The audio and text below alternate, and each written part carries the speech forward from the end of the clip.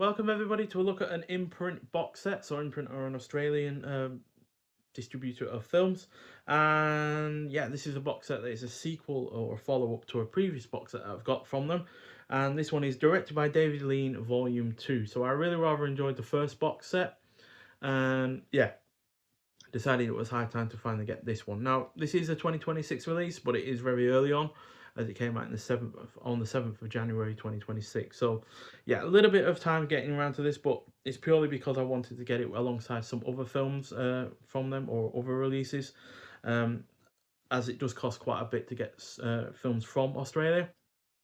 In terms of shipping, it costs a fair bit, and there were other ones that I was waiting for to come on sale, to come on outside along this, as well as a couple of newer efforts as well that came out in late February. So yeah, obviously when you are ordering from a ordering online,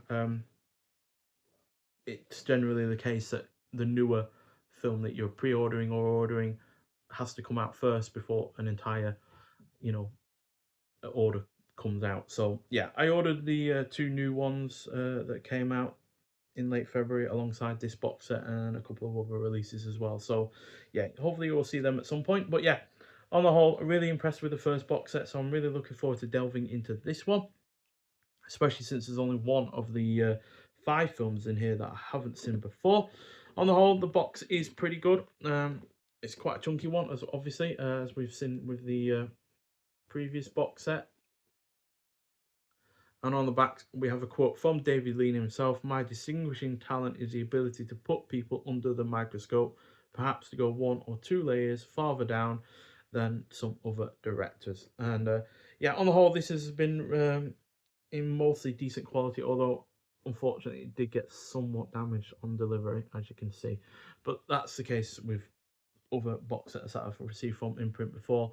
At the end of the day, they're going thousands of miles on land and in air, so it's to be expected that something might happen to at least one thing that you order. And at the end of the day, this is only one box set out of a few other releases that got in the same order, and the rest of it, the order in perfect condition. So I can't be too annoyed, quite frankly. So yeah, in terms of the films, we've got firstly The Passionate Friends. So this is one that I haven't seen before. 1949, cuts in at 91 minutes long. Got a few extras on here, and yeah, that's Anne Todd, Claude Rains, and Trevor Howard. I know I've definitely seen stuff on Claude Rains and Trevor Howard before, but I'm not entirely sure about Anne Todd. She does star in a couple of other films in this release as well. So yeah, clearly someone that David Lean enjoyed working with. So this is about the accidental meeting of two one-time passionate friends, which nearly causes the total destruction of a marriage until the husband realizes the truth. So it does feel a little bit similar to Brief Encounter, which was also done by David Lean. So, and also starred Trevor Howard. So hopefully it's not too similar, but yeah, looking forward to seeing it nonetheless. There will be a review of each of these films at some point as well, so I will go into the extras and more besides on those reviews themselves. And then from 1950, clocking an hour 40, we have Madeleine, also starring Anne Todd as well, alongside Norman Wooland and Ivan Desney. Not sure if you've seen anything from them before. But yeah, this is set during the 19th century. A young woman named Madeleine embarks on a secret affair with a penniless Frenchman. So yeah, seems like a more period production, that one. So yeah, that should be enjoyable. And then we have, again, starring Anne Todd, The Sound Barrier. It's obviously a more modern set one than the previous one. Also stars Ralph Richardson, Nigel Patrick, and Dinah Sheridan.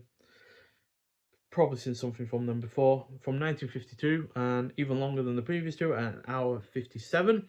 So John Ridfield, pioneer airman and visionary, manufactures jet planes designed to fly faster than sound into a new world. But his daughter Susan, believing that human life is more important than human progress, condemns her father's aims and endeavours as senseless ambition. So yeah, sounds like an interesting one to be honest.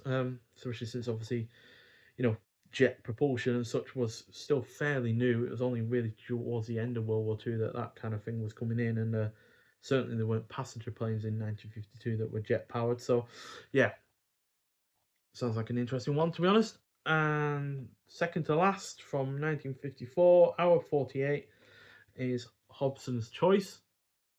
So yeah, Charles Lawton, John Mills, definitely seen stuff from them before. Not sure about Brenda de Benzie, but still looks like more of a comedic film, to be honest. Henry Hobson, a prosperous provincial bookmaker and widower, has his home and business looked after by his three daughters. While he has allowed his two younger daughters to marry, the eldest, Maggie, must stay and care for him. But Maggie has other ideas and is determined to have her own way. So yeah, definitely sounds more like a comedy. It even says on the back, rollicking, rowdy, irresistible is everybody's choice. So yeah, seems like a more comedic affair from David Lean.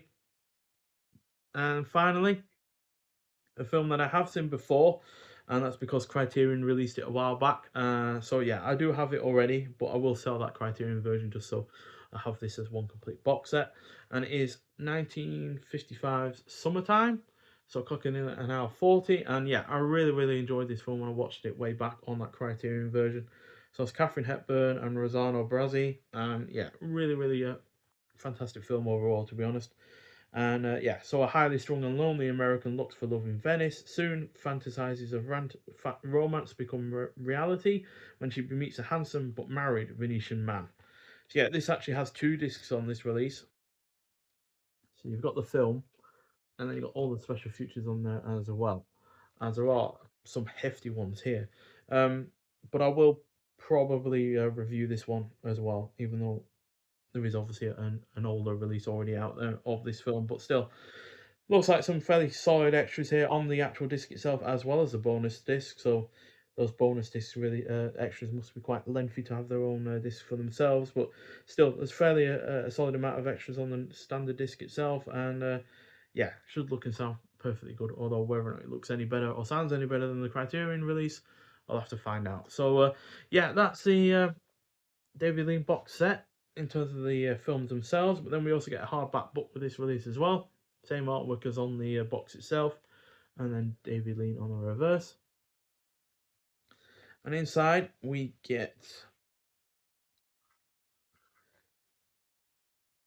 so it contains the 4 chapter excerpts from the films of David Lean by Alan Silver and James Orsini. So that's chapters 4 through 7. And yeah, talks about basically each film by the looks of things, although it seems to have skipped over the first one, The Passionate Friends, because it goes Madeline in chapter 4, as you can see.